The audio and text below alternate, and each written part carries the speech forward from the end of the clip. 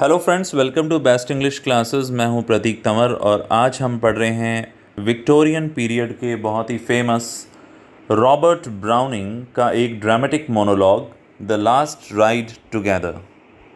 यदि चैनल पे नए हो तो तुरंत सब्सक्राइब करो। इसे मैन एंड वुमन में पब्लिश किया गया था। इसमें कुल 110 लाइनें हैं। इसमें टोटल 10 स्टैंजाज हैं। कुछ लोग इसे सिर्फ एक लव पोएम मानते हैं, पर ये एक लव पोएम ही नहीं, एक लाइफ पोएम भी है। इसमें प्यार में धोखा खाया हुआ एक इंसान अपनी मिस्ट्रेस से पूछता है कि क्या तुम मेरे साथ एक बार एक लास्ट राइड पे चलोगी। बड़ी ही फिलॉसॉफिकल पोएम है। तो फर्स्ट जो स्टैंजा है इसको देखिए। वो यहाँ पे कह रहा है कि मेरी प्यारी, वो अपनी मिस्ट्रेस को कह रहा है, मेरी प्यारी ये तो होना ही था, मुझे पता था, ये मेरे फेट में लिखा है, मेरे भाग्य में लिखा है। देखिए सेकंड लाइन में लिखा है ना, फेट। और ये जो हमारे प्यार का होना था, इसमें हम कुछ भी नहीं कर सकते हैं। ये ऐसा होना निश्चित था कि ये फेल होगा, ये रिटर्न था और ऐसा होना ही था। अब मेरा जो पूरा दिल है वो तुम्हें ब्लेस करता है। तुम्हारा जो नाम है वो मैं गर्व से लेता हूँ और मेरे दिल में तुम्हारे लिए थैंकफुलनेस है। और ऐसी ही आशा तुम भी रखो, ऐसी मैं उम्मीद करता हूँ। और हमारी एक याद मैं साथ में रखना चाहता हूँ। मैं बस ये क्लेम करता हूँ कि एक याद रहे और इसके अलावा तुम मुझे दोष ना दो। और क्या तुम मेरे साथ चलोगी एक लास्ट राइड पर? क्या हम एक बार साथ में अंतिम बार घूमने चलें? ये था आपका फर्स्ट स्टैंजा। सेकंड स्टैंजा में वो अपनी मिस्ट्रेस के जवाब का वेट कर रहा है। अब उसकी मिस्ट्रेस अपनी ब्रोज BROW यानी अपनी बोहें उनको बेंट करती है, यानी वो सोच रही है कि उसे क्या करना है। और उसकी डीप डार्क आइज़, गहरी काली आँखों में, जिसमें प्राइड भी है, गर्व भी है, गुमान भी है और पिटी भी है मेरे लिए, दया भाव है मेरे लिए। मैं फ़िक्स हो चुका हूँ, सांसें ले रहा हूँ और इंतज़ार कर रहा हूँ उसके जवाब का। और उसका जवाब मेरे लिए एक लाइफ और डेथ के क्वेश्चन की तरह हैं। यहाँ पे बड़ा मेटाफोरिकली उसने ये कहा है। और फिर से मेरे अंदर ब्लड रिप्लेनिश हो जाता है, यानी उसका जवाब हाँ में आया है और ये एक्साइटेड हो गया है। और इसने कहा चलो ये अंतिम विचार जो लास्ट थॉट था मेरा, वेन नहीं हुआ। वेन मतलब व्यर्थ नहीं गया। मैं और मेरी मिस्ट्रेस एक बार फिर से साइड बाय साइड होंगे, साथ साथ होंगे, सांसें लेंगे और राइड करेंगे। और हु नोज़, कौन जाने, ये दुनिया आज रात ही ख़त्म हो जाए। तो वो इस तरह की बातें कह रहा है इस सेकंड स्टैंजा में। आइए अब हम आगे बढ़ते हैं थर्ड स्टैंजा की तरफ। हश यानी चुप रहो और देखो और सुनो। अगर तुम्हें दिखे कोई वेस्टर्न क्लाउड या तुम्हें मिलें बहुत सारे बेनेडिक्शंस यानी आशीर्वाद, सन के, मून के, इवनिंग स्टार के, देखो कितना प्यारा है यहाँ पे माहौल। देखो तुम यहाँ पे, तुम्हें पैशन दिखेगा, तुम्हें क्लाउड दिखेगा, sunset, moon rise, star shine, ये सब चीज़ें तुम्हें दिखेंगी, तुम्हारे आसपास दिखेगा। तुम्हें हेवन जैसा महसूस होगा, स्वर्ग जैसा महसूस होगा। और तुम लेटी रहो। यहाँ जॉय भी है और फियर भी है, मुझे आनंद भी है और एक डर भी है जब वो लेटी हुई है मेरे ब्रेस्ट पर, यानी मेरे सीने पर सर रखकर। ये था आपका थर्ड स्टैंजा। अब आगे बढ़ते हैं। और फिर हमने साथ में राइड बिगिन की, मतलब शुरू की। मेरी आत्मा स्मूथ होती गई, मतलब मैं एंजॉय कर रहा था उसको। बहुत ही फ्रेश और फ्लटरिंग महसूस हो रही थी विंड, हवा।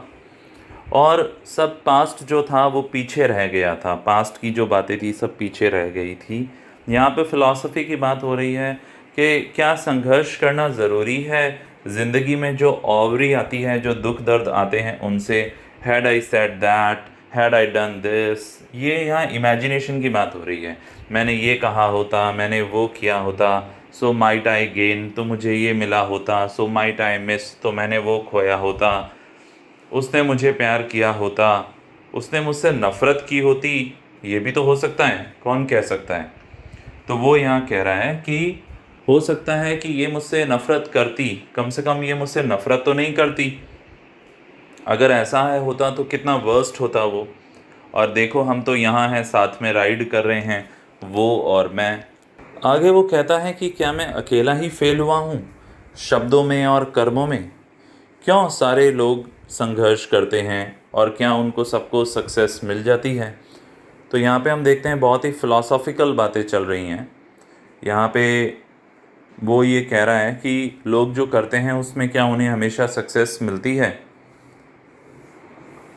आगे वो कहता है कि देखो हम तो राइड पे जा रहे हैं, हम तो राइड कर रहे हैं और ये इतना अच्छा लग रहा है, मुझे ऐसा प्रतीत हो रहा है, ऐसा सीम हो रहा है कि मेरी स्पिरिट फ्लू कर रही है, जैसे मेरी आत्मा भी साथ साथ उड़ रही है। हमने कितने रीजन देखे, कितने स्थान देखे, नए शहर देखे और हम राइड पे जा रहे हैं। ऐसा लग रहा है जैसे ये दुनिया दोनों तरफ से रश कर रही है या भाग रही है। मैंने सोचा सारा संघर्ष और उसके बाद में अनसक्सेस और इस सब के बाद में आप देखो एंड ऑफ वर्क की लास्ट में बिल्कुल अलग होता है, इतना संघर्ष करने के बाद भी। तो मैं ये असफलताओं के बारे में नहीं सोचूंगा, ये जो मेरा प्रेजेंट है वो कितना अच्छा है और वो हमारे साथ है। और मैं उम्मीद करता हूँ कि यहाँ पे जब हम राइड कर रहे हैं तब वो मुझे प्यार कर रही है। तो इसमें फ़िलासफ़ी की बातें हैं, ज़िंदगी में हार और जीत की बातें हैं। क्या कभी हाथ और दिमाग साथ में पेयर होके काम करे हैं? हमारा दिल कुछ और चाहता है, मन कुछ और चाहता है, पर एक्शन कुछ और ही होता है। अब जब हम राइड पे हैं तो मैं उसे सांसें लेते हुए देख रहा हूँ, हीव करते हुए देख रहा हूँ। बूसम का मतलब होता है सीना। क्या पता इसमें कौन सी सफलता मिलनी है। वो अब कंपैरिजन कर रहा है एक स्टेट्समैन और एक सोल्जर के बारे में। वो कह रहा है कि स्टेट्समैन की ज़िंदगी के बारे में 10 लाइनें लिखी हुई होती हैं उसके कब्र के पत्थर पर, और एक सोल्जर के मरने के बाद में उसकी हड्डियों की जो हीप होती है, ढेर होता है, उसके ऊपर एक झंडा लगा हुआ होता है और उसका नाम एबी स्टोन्स पर लिख दिया जाता है। ये सब क्या सफलता मानी जाए या असफलता? मेरी जो राइड है ये उनके इस दुनिया से जाने से कहीं बेहतर है।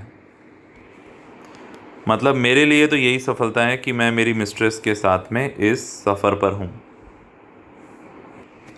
अब यहाँ आगे वो अपनी सिचुएशन को एक पॉइंट की सिचुएशन के साथ कंपेयर कर रहा है और कह रहा है कि तुम्हारे जो ब्रेन हैं, यानी पॉइंट के जो ब्रेन हैं, वो रिदम में बीट करते हैं, रिदम में चलते हैं। तुम जो महसूस करते हो तुम उसे एक्सप्रेस करते हो। तुम सिर्फ ब्यूटीफुल चीज़ों को जिन्हें तुमने पाया है उनको लिखते हो, उनको राइम में सेट करते हो साइड बाय साइड। पर तुम मुझे बताओ ये बात कि उस ब्यूटी को तुम खुद कहाँ एंजॉय कर पाते हो? तुम खुद तो उम्र से पहले ही पुअर, सिक और ओल्ड हो जाते हो। तो उससे तो हम अच्छे हैं जिन्होंने कभी अपने इन्जॉयमेंट को राइम में सेट नहीं किया। और देखो हम यहाँ राइड करके कितना इन्जॉय कर रहे हैं। अब यहाँ नेक्स्ट स्टैंजा के अंदर वो एक लवर को, यानी खुद को कंपेयर कर रहा है स्कल्प्टर के साथ में और म्यूज़िक कंपोज़र के साथ में। और वो कह रहा है कि इनसे तो एक लवर बहुत बेटर है। कैसे? देखते हैं। वो यहाँ कह रहा है कि एक जो स्कल्प्टर होता है, मूर्ति बनाने वाला होता है, वो अपने सालों साल देता है अपनी आर्ट को और उसका गुलाम बन जाता है और फिर जाकर वीनस की, रोमन गॉडेस की मूर्ति बनाता है। और वो उसके लिए तो बहुत बड़ा अचीवमेंट होता है, पर दूसरों के लिए वो सिर्फ़ एक मूर्ति होती है। इसी प्रकार म्यूज़िक कंपोज़र अपने बाल पूरे सफ़ेद कर लेता है, नोट्स बनाता है उनको, और क्या कहना है उसको यही सोचता रहता है। और इसके बदले उसको क्या मिलता है? किसी एक दोस्त से थोड़ी सी प्रशंसा। पर आगे जाके जो उसका म्यूज़िक है वो वैसा नहीं रहता जैसे ही फैशन चेंज होता है। तो उन सब से तो हम अच्छे हैं जो राइड कर रहे हैं और इन्जॉय कर रहे हैं यहाँ पर। अब नेक्स्ट स्टैंजा में वो कह रहा है कि कौन जाने हमारे लिए क्या लिखा है।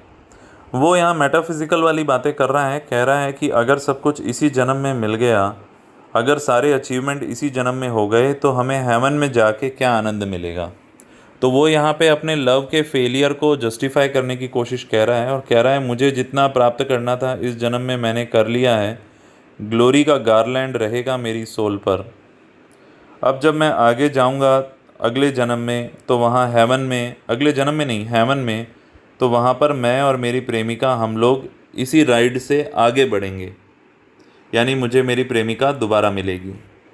और अब इसका फाइनल स्टैंजा आएगा पोयम का, ध्यान से सुने। तो यहाँ वो कह रहा है कि मेरा इतना कुछ कहने के बाद भी उसने अभी तक कुछ नहीं कहा, मतलब मेरी प्रेमिका ने अभी तक कुछ नहीं कहा। ड्रामेटिक मोनोलॉग है, कैसे कह सकती है? ड्रामेटिक मोनोलॉग में सिर्फ एक ही स्पीकर होता है और दूसरा व्यक्ति सिर्फ प्रेजेंट भी होता है, तो सिर्फ सुनता है बात कि क्या बात चल रही है। तो यहाँ पर वो क्या कह रहा है कि स्वर्ग जो होता है, हेवन जो है, हम उसकी कल्पना करते हैं कि वो उसे देखने के लिए हमें ऊपर देखना पड़ता है, पर वो कह रहा है कि ये भी क्या स्वर्ग से कम है? क्या ये ज़िंदगी फूलों से कम है?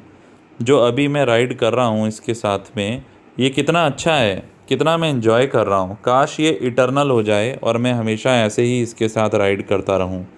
अगर मैं ऐसे ही राइड करता रहूँ तो ये मेरे लिए धरती पर स्वर्ग से कम नहीं है। और इसी के साथ ये पोएम यहाँ पर फिनिश हो जाती है। अगर चैनल पे नए हो जल्दी से सब्सक्राइब करो, लाइक करो, कमेंट करो। अगर कुछ और तुम्हारी डिमांड है, कोई पर्टिकुलर पोएम या नॉवल तुम चाह रहे हो जल्दी से जल्दी, तो वो भी तुम रिक्वेस्ट कर सकते हो। काम पसंद आता है लाइक करो, पसंद नहीं आता है डिसलाइक करो, पर अपना फीडबैक ज़रूर देना। ओके, जल्दी फिर मिलेंगे, बाय बाय।